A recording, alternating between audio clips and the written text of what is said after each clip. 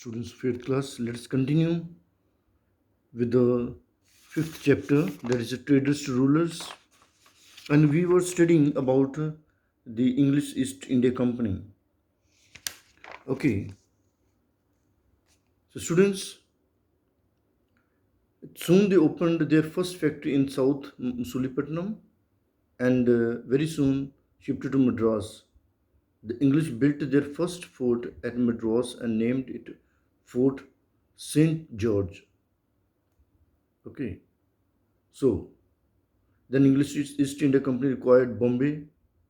So important cities were required by first Madras, then Bombay. Okay, and in 1640 they established factory at Hooghly. That was a simply turning point. They established factory at Hooghly.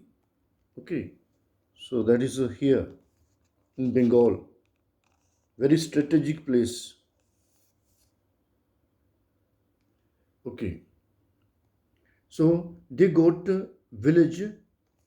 They got this village Stanati, Govindpur, and Calcutta. These both were villages. Now it has turned into a big metropolitan city. It is only because of the Britishers. They formed the city of Calcutta, now Kolkata, became their center of power for many years. English East India Company made progress rapidly.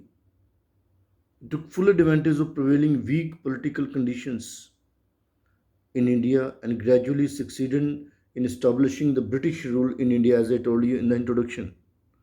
You can see Hooghly. This is the Fort St. George, Madras, and Fort William in Kolkata, where for which Sirajullah had to fight and was defeated later on. So now we'll see the rivalry between between the French company and Anglo-French English company, English East India Company and French East Company. So that was it was the beginning 1744 to 1763. The English and the French East India Companies were engaged in three wars. That is a Carnatic War. These are very famous, and with the defeat of one of the big power, that is a either it may be a English company or a French company. One will be defeated, and the other, that is of course English company, which will defeat the French company later and will establish their monopoly over the trade in India. So, Carnatic War is a very important wars. These wars were fought in area corresponding to the present state of Tamil Nadu. The English won these wars and established their monopoly over Indian trade. Monopoly means their own wish. They need not to pay any tax. They need not to ask any ruler or any other company. They can do their own wish. So they need not to sell gold and silver to buy raw material from Indian merchants. They can do their own wish. Okay, by collecting the revenue from India itself and from Indian money, Indian currency, they can buy raw material.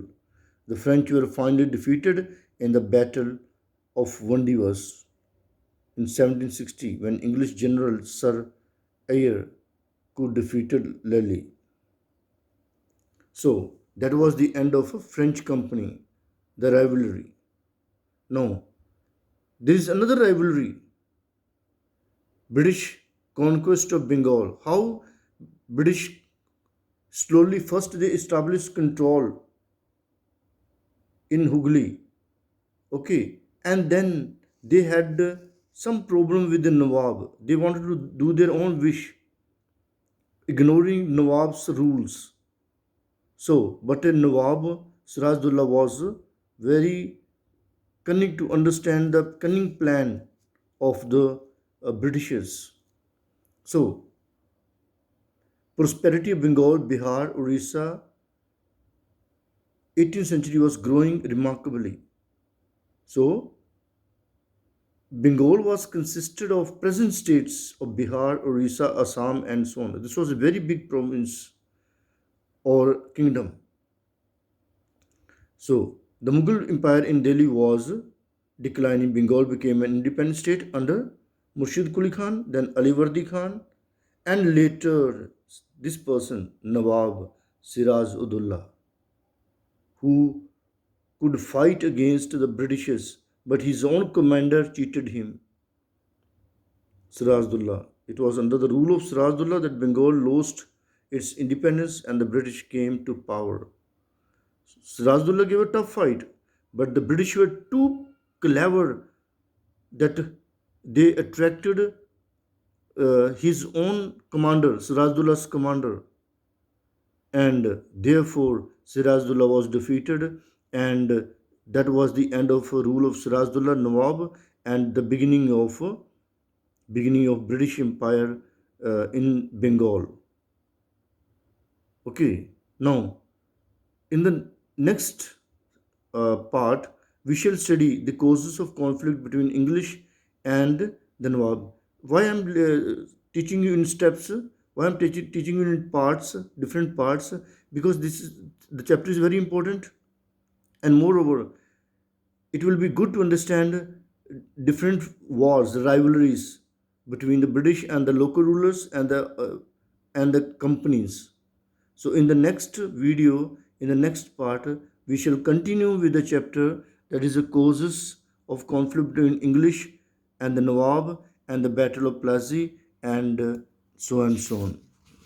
We will continue with this all. Okay.